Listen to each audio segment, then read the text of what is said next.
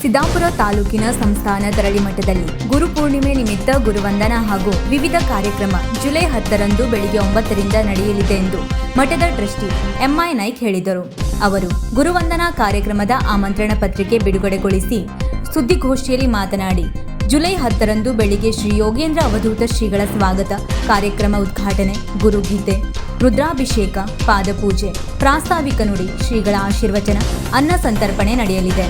ವಿಶೇಷವಾಗಿ ಹೊನ್ನೆ ಬಿಡಾರದ ಶ್ರೀ ಬೀರೇಶ್ವರ ಭಜನಾ ಮಂಡಳಿಯವರಿಂದ ನಿರಂತರ ಭಜನೆ ನಡೆಯಲಿದ್ದು, ಕಾರ್ಯಕ್ರಮದಲ್ಲಿ ಶಾಸಕ ಭೀಮಣ್ಣ ನಾಯ್ಕ್, ಸ್ಥಳೀಯ ಜನಪ್ರತಿನಿಧಿಗಳು ಹಾಗೂ ಗಣ್ಯರು ಉಪಸ್ಥಿತರಿರುತ್ತಾರೆ ಎಂದರು.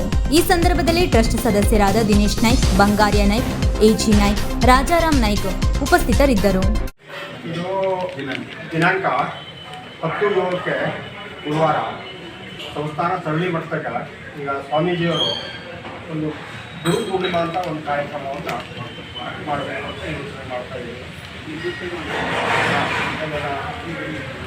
ಗುರುವಂದನಾ ಕಾರ್ಯಕ್ರಮ, ಪೂರ್ಣಿಮೆ ದಿವಸ ಗುರುವಂದನಾ ಕಾರ್ಯಕ್ರಮ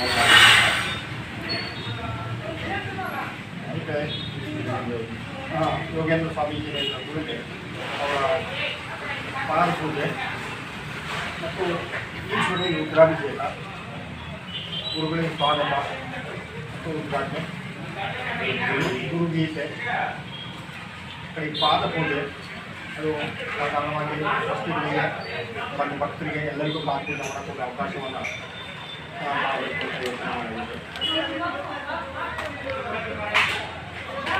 ಶ್ರೀಗಳಿಂದ ಆಶೀರ್ವಚನ, ಮೊನ್ನೆ ಬಿಡಾರ ಬೀರೇಶ್ವರ ಭಜನಾ ಮಂಡಳಿಯಿಂದ ಭಜನಾ ಕಾರ್ಯಕ್ರಮ ನಡೀತಾ ಇರ್ತಾರೆ. ಬೆಳಗ್ಗೆ 8:30 ಅಂತ ಹೇಳಿದರೆ 9 ಗಂಟೆಗೆ ಸ್ಟಾರ್ಟ್ ಆಗುತ್ತೆ. ಮಧ್ಯಾಹ್ನ ಊಟ ವ್ಯವಸ್ಥೆ, ಅನ್ನ ಸಂತರ್ಪಣೆ, ಭಜನೆ ಎಷ್ಟೊತ್ತಿಗೆ? ಭಜನೆ ಬೆಳಗ್ಗೆಯಿಂದಲೂ ಆಗ್ತಾ ಇರ್ತದೆ, ನಿರಂತರವಾಗಿ ನಡೀತಾ ಇರ್ತದೆ.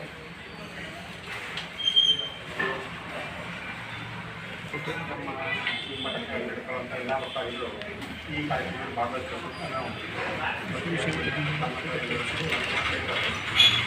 ವೀಕ್ಷಕ ಮಹಾಪ್ರಭುಗಳೇ, ನಮ್ಮ ಚಾನಲ್ ಅನ್ನು ಸಬ್ಸ್ಕ್ರೈಬ್ ಮಾಡಿ, ಶೇರ್ ಮಾಡಿ, ಪ್ರೋತ್ಸಾಹಿಸಿ.